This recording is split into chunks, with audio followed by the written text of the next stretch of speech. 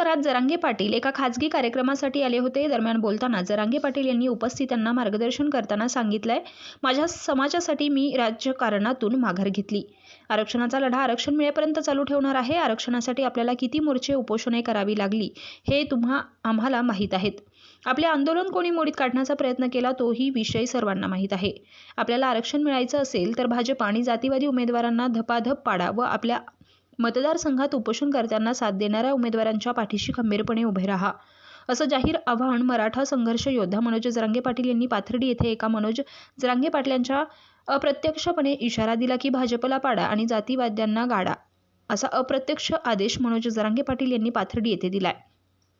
तेज खबर महाराष्ट्र न्यूज उपसंपादक Anton Shyamsundar Gaikwad, mobile number 9850291672.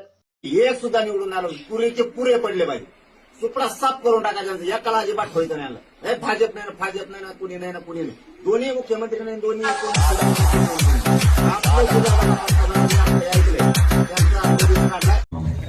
आयला तुम्ही मोबाईलला लयच काही केले.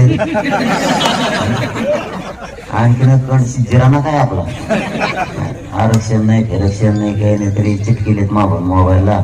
स्वतःच्या पोरं चिटकान जरा कल्याण होईल ना त्यांचं. पाडून बडा बडा काय